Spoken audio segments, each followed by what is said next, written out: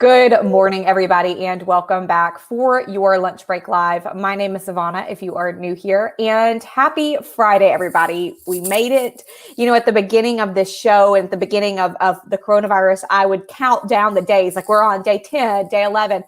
I think I started counting the weeks, and now I just don't know what week or what day we are in, but it's okay. We're getting there. It's October. I've got my Hocus Pocus shirt on. If you can see it, celebrate getting closer to Halloween. But today we're going to talk about something a little bit more serious than Hocus Pocus, unfortunately. But if you have been keeping up with the news for the past 24 hours, you might be aware that overnight there was a Confederate monument taken down in Huntsville, and that was at the Madison County Courthouse.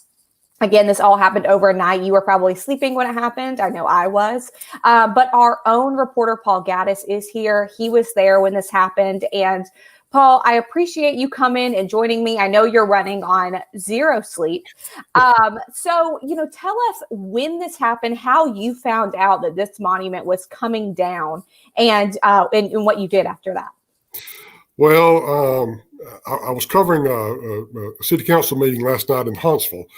And I got home. I don't live right in Huntsville, so it's a little bit of a drive for me to get home. And I'd been home probably 10 or 15 minutes. I was literally getting ready to go to bed, and I got a tip from a source that said, "Hey, it's happening at midnight," and they named a moving company that was going to be doing it. And I responded. I was like, "Are you certain?" And but at that point, I just I put my shoes back on and bolted out the door. It was pretty specific. It was for a pretty good source, and the idea that they had a specific time and a specific company that would be doing this. I was like, well, okay, we're gonna go. And so then there's a little bit of challenge of trying to find a way to get to the statue, because police had the courthouse square where the statue was located. They had it blocked off for 2 or 3 blocks around it. So you kind of had to find a way to thread your way in there. But and this is kudos to Huntsville Police. They provided a staging area for media and for whoever just wanted to come watch, and that was something they didn't necessarily have to do. But they did it, and there was no conflict or acrimony whatsoever. So the thing about taking down 100-year-old statues that are about 30 to 40 feet tall, it doesn't happen right away. It took, like I said, I got there at midnight, and I left at 5 a.m., and they were still trying to get the final piece out of the ground. So it wasn't like one dramatic thing. Right. You're so right, because I think some people, maybe you and I both have now seen this and we've experienced it. And I experienced all of that in Birmingham at the end of May, beginning of June. And we know that, like you said, these big, tall statues, maybe in your mind, you think, oh, all you have to do is knock it down, or all you have to do is pull it down. But that is not the case. This is a long process. They do not just bring a bulldozer in and knock it over. Right. And it's a big job for a team of people that are professionals in this type of work. Yeah, so what they did was they, and you could hear the saws, but basically what they did, they just sawed it into pieces. And I've seen the pictures that we have on AL.com of where the statue has now been put back together again at Maple Hill Cemetery. But you couldn't tell it from the pictures that they'd sawed it into pieces and put it back together again. But yeah, that's what they did. It was about 5 pieces, and they had obviously had a giant crane. They lowered it onto a flatbed trailer. And then I presume what happened after that, they drove the trailer to the cemetery, and then they, just like old King Cole, they finally eventually put him back together again. Well, and, excuse me, we've got some people, I think, a little bit confused in the comments. This was the city that took this down, correct? This was not a rogue group, or this was not people without permission. This was a city-ordered takedown of that Confederate monument outside of the Madison County Courthouse. Well, it would have been the county. A county because order. Okay. Madison County, it was on the grounds of the courthouse, so it was within the jurisdiction of the Madison County Commission.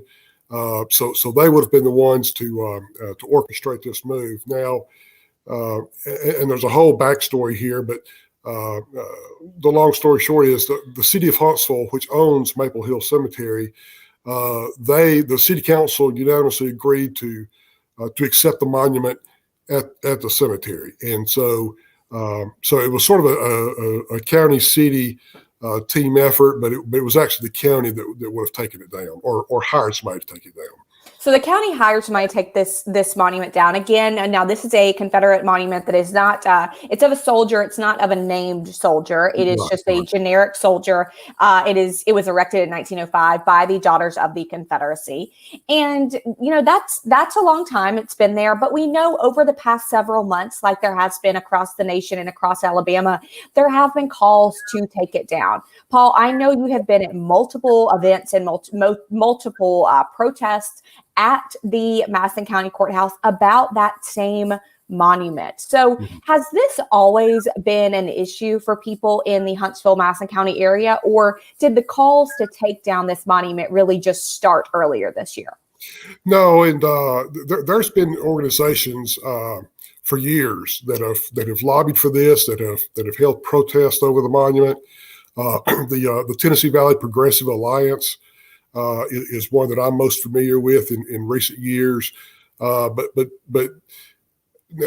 so for some people, this is not a new protest or a new effort. Now, the protest in the aftermath of the death of George Floyd that we saw around the country, that certainly put a new spotlight on it.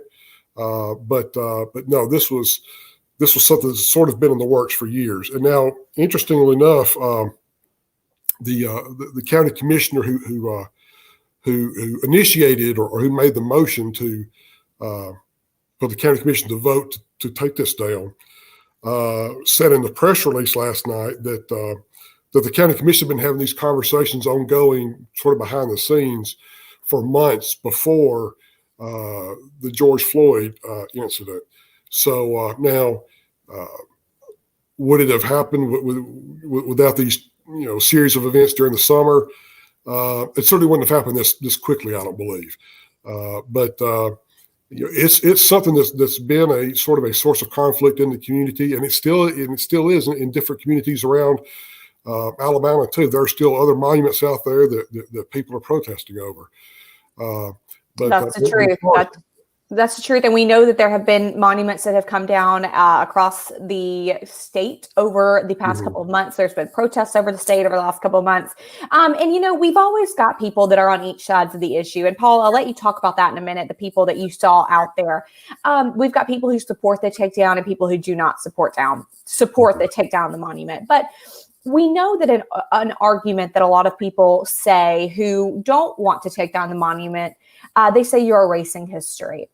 Now, the people on the other end of this debate who think that the monument should come down, I think they often have a counter of saying, no, we just don't want to repeat history. And I wanted to read this comment from Tracy. Tracy says, the change is in people's hearts, not by trying to act like history never happened. Teach it like it was so people will never repeat it.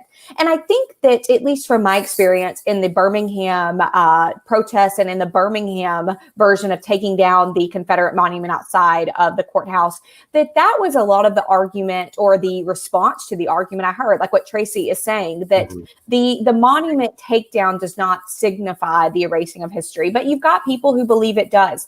Paul, did you see people from each sides of that argument at the takedown overnight?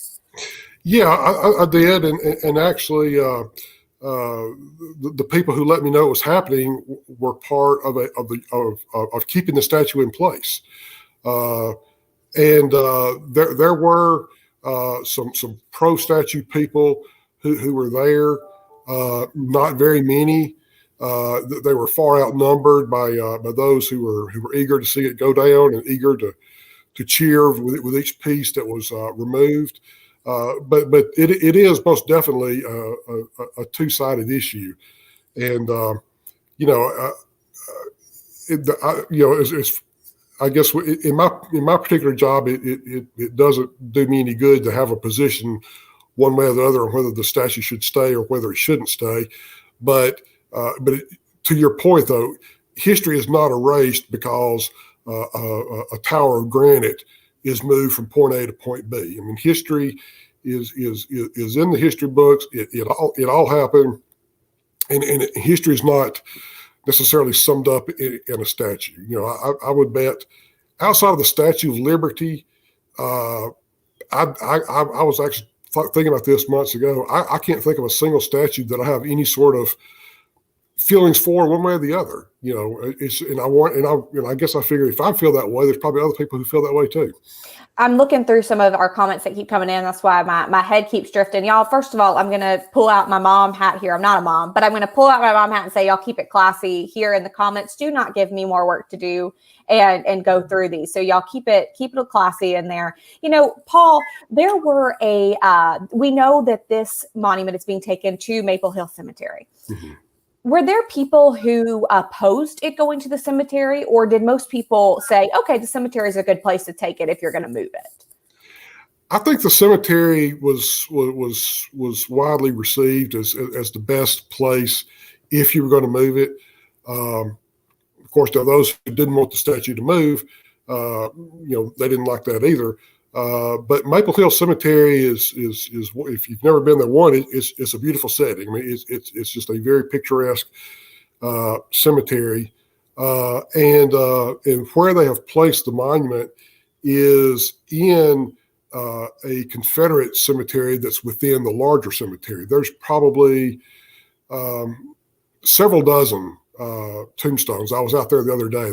There's several dozen Confederate tombstones there. So.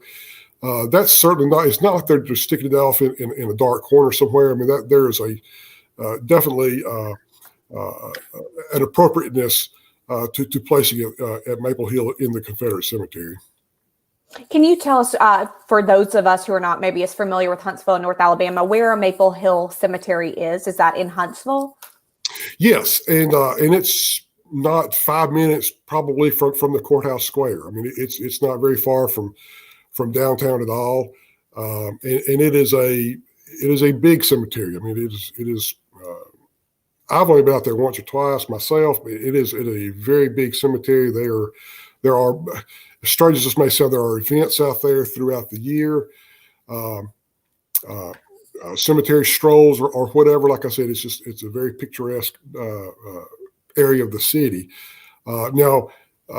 This where the monument was placed is right next to a row of homes. It's sort of on the I would say maybe on the if my geography is not too far off, probably on the northern edge of the cemetery, and so right across the street from that is a series of homes. Now, I haven't talked to any of those homeowners or those residents. I don't know how they feel about it, but.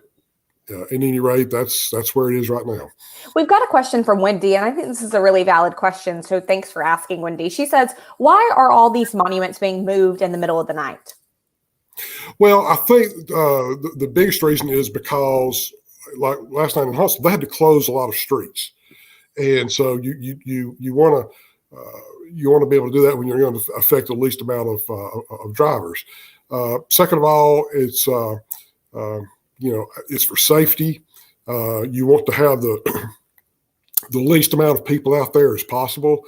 You don't want thousands of people out there. If you did it at 2:00 in the afternoon, there's no telling how big a crowd you would have. So it's not like it was.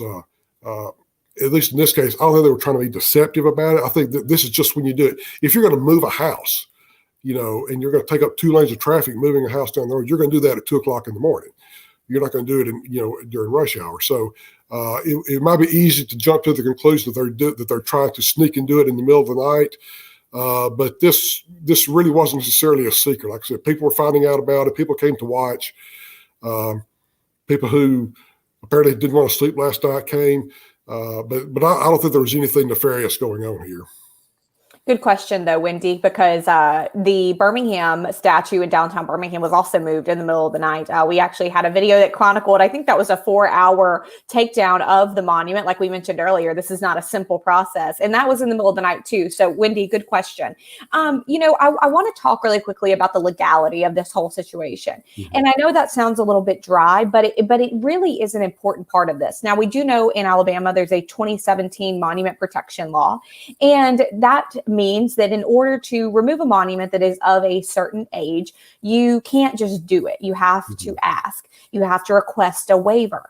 Now, there is a clause in that law that if the committee gives no answer to an application to remove that monument in 90 days, then it's considered granted. If you don't hear back in 90 days, consider granted. Now, that 90-day period passed earlier this month. So is that what the county was waiting on, just so they could get that application passed so they didn't have to pay that $25,000 fine?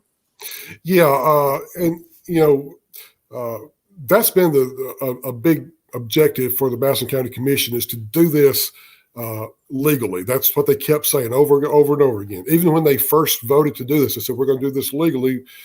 And they knew it wasn't going to be necessarily a popular decision. They knew it wasn't going to happen as quickly as some people wanted. And certainly, a $25,000 fine is not cost prohibitive for a large county like Madison. The city of Birmingham and the city of Mobile, I think they pay those fines to move their statues.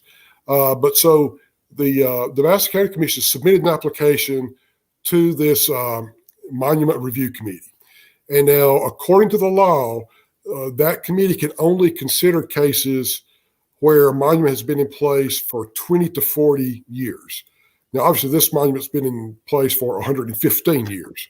So, and I'm sure there's probably a backstory here. Maybe there was kind of a wink and a nod going on here. But so the Madison County Commission had their application rejected.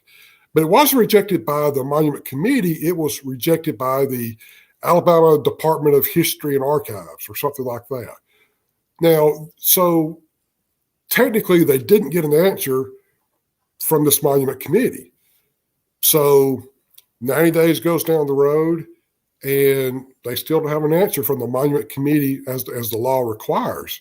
So the county commission at this point is like, well, okay, we sent in an application. We didn't get an answer. 90 days has passed. We're going to move it. And so that's what happened. Now, was there a sort of an understanding, or was there sort of okay, hey, here's a game plan. Here's a way you can work through this to do this legally. I'm beginning to think, there was probably a little wink and a nod going on there. Said, okay, let's go through these steps and you'll be good to go. So we're not expecting a fine to come out of taking down this monument. Well, I will say the county commission is not expecting one. They believe they acted in accordance to the law. They submitted an application and they waited for an answer from this committee. Nowhere in this law is there a reference to getting an answer from the Alabama Department of History and Archives. So they submitted an application. They waited for an answer. 90 days came and went. They didn't get it. Statue's gone. Well, I'm gonna echo a comment from one of our colleagues, Ashley Remkes, and she says, well, let me make sure that I can find it now. She says that Paul, she said, top-notch reporter, sat through this overnight, didn't get any sleep after sitting through an hours-long city council meeting. Ashley, you're right. Paul, thank you for all your hard work on this. I know it was a long night. You need to go get some sleep or some coffee, either one, pick your poison. But we appreciate you coming on so much. Well, thanks, Vaughn. I enjoyed it, and I appreciate you having me. Well, everybody, have a good weekend. Be nice to each other. Just be safe, be nice, all of those things, and we'll see you on Monday.